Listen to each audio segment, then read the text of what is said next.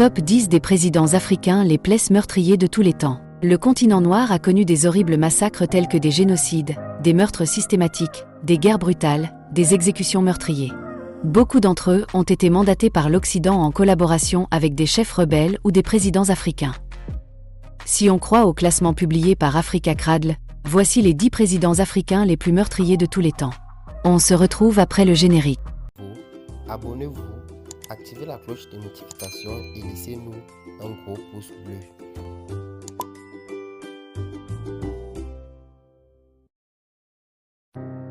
1. Mengistu El Mariam, Éthiopie 401,5 millions de décès. En tant que président de l'Éthiopie et colonel du Derg, milice communiste, Mengistu avait systématiquement tué tous ceux qui étaient contre lui.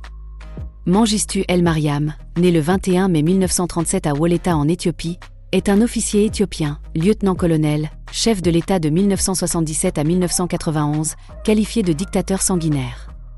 Il est à la tête du Derg à partir de juillet 1974. Cette junte militaire prend le pouvoir durant la révolution éthiopienne de 1974 et abolit le système féodal. Elle conserve le pouvoir en réprimant ses oppositions. Après l'instauration d'une démocratie populaire, Mengistu devient chef de l'État. Après la défaite de l'armée éthiopienne devant le Front démocratique révolutionnaire du peuple éthiopien en mai 1991, Mengistu se réfugie au Zimbabwe, sous la protection de Robert Mugabe. Il est condamné pour génocide, par contumace à la réclusion à perpétuité, puis, en appel, à mort le 26 mai 2008. 2. Yakubu Gowon, Nigeria 1,1 million de décès. Le général Yakubu Gowon, né le 19 octobre 1934, est un homme d'État nigérian. Il a été chef d'État du Nigeria entre 1966 et 1975.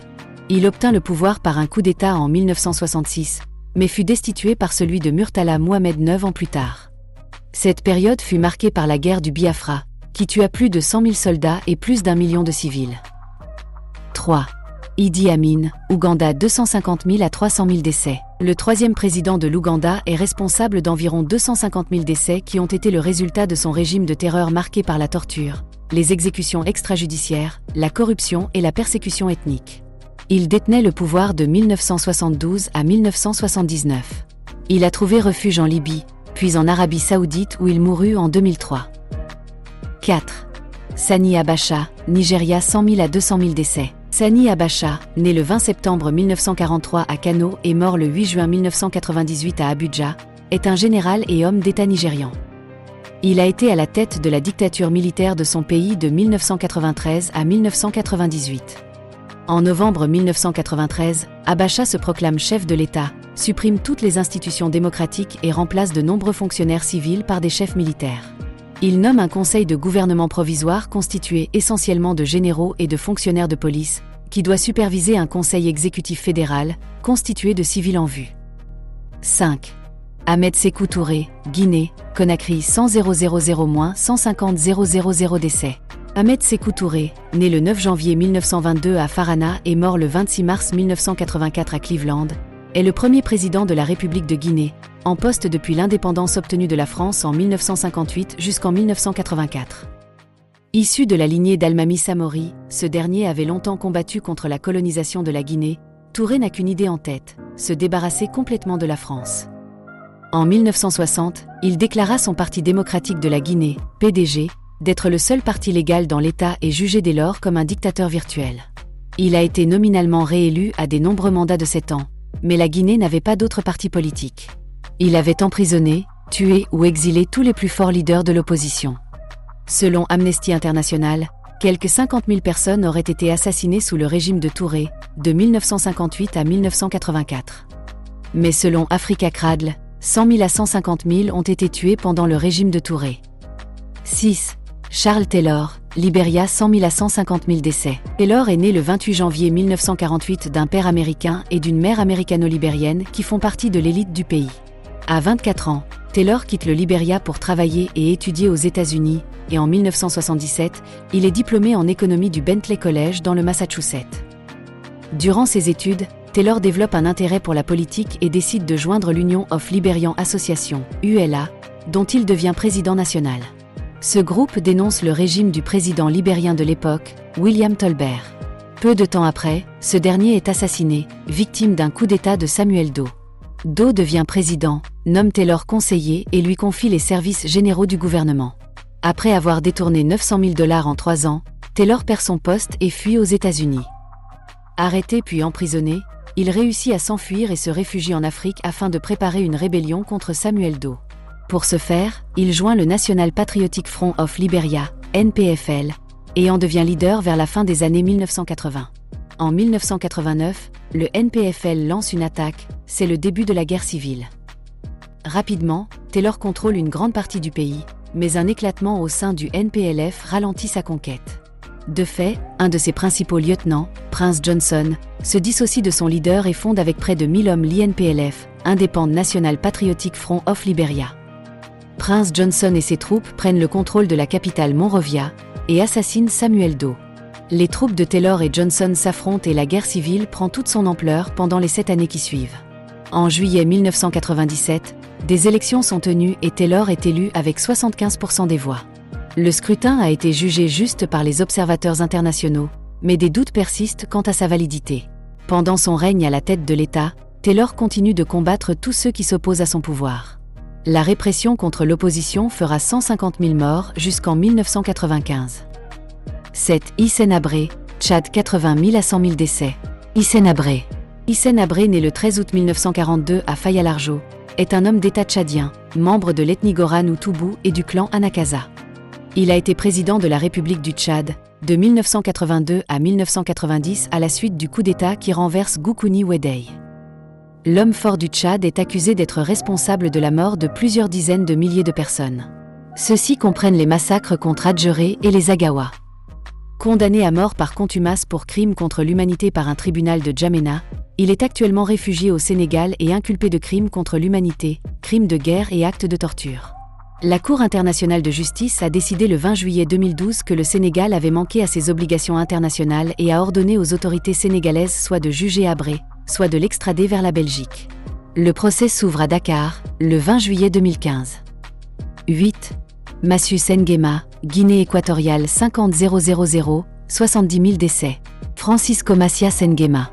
Francisco Macias Nguema, qui africanisa son nom en 1976 en Masi Nguema Biogo Ngendong, est un homme politique équato-guinéen, né à Nsegueyon le 1er janvier 1924, Rio Muni, et mort à Malabo le 29 septembre 1979. En 1972, il se proclame président à vie, Premier ministre, ministre de la Justice et des Finances. Les 11 ans de dictature de Macias Nguema sont souvent comparés à la présidence d'Idi Amin Dada en Ouganda, ou à celle de Bokassa en Centrafrique. La mémoire de cette période de violence et de souffrance pour la majorité du peuple équato-guinéen est encore vive aujourd'hui. Durant sa présidence, un tiers de la population meurt ou choisit l'exil, Cameroun, Gabon, Espagne et France. Le 3 août 1979, Teodoro Obiang Nguema Mbazogo, son neveu, avec l'aide d'un groupe de militaires prend le pouvoir. Macias fuit et s'enferme dans un bunker où il détruit les réserves de change du pays. La monnaie de l'époque était l'Equel Bicuel, indexée sur la peseta espagnole. Le pays subira alors une crise monétaire grave. Arrêté, le dictateur est jugé par un tribunal militaire et reconnu coupable de génocide, 50 000 morts et 150 000 réfugiés. 9.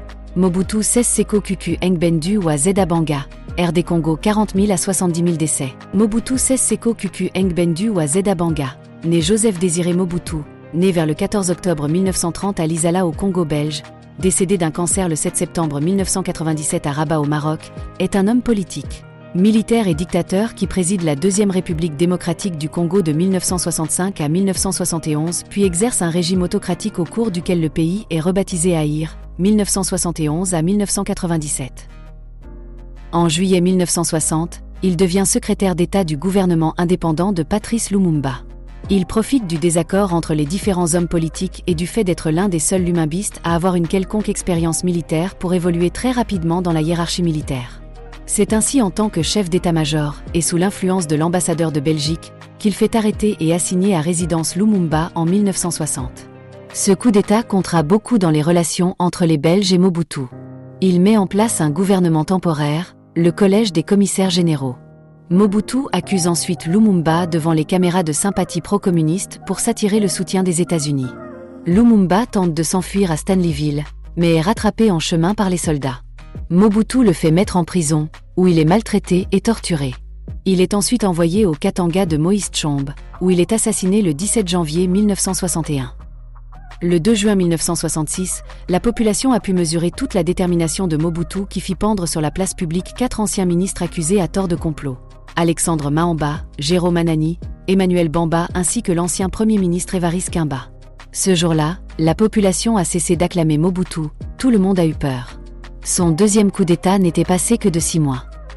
En 1969, il fait écraser une révolte estudiantine.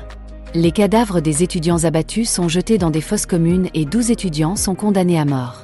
L'université est fermée pendant 1 an et ses 2000 étudiants enrôlés dans l'armée, où selon la télévision nationale, ils apprennent à obéir et à fermer leur gueule.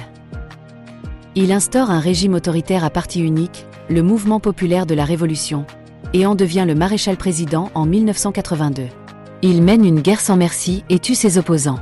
D'où son nouveau nom Mobutu Sese Seko Kuku Ngbendu wa Zeda Banga, qui signifie « Mobutu le guerrier qui va de victoire en victoire sans que personne ne puisse l'arrêter ». 10. Paul Biya, Cameroun 20 000, 30 000 décès. Paul Biya est né le 13 février 1933 à Mvomkaa, Cameroun, sous le nom de Paul Barthélemy Biya à Bimvondo. Il est le second président de la République du Cameroun et est en fonction depuis le 6 novembre 1982. Il a été associé à de nombreux enlèvements, de la corruption et de meurtres de personnes qui lui opposent.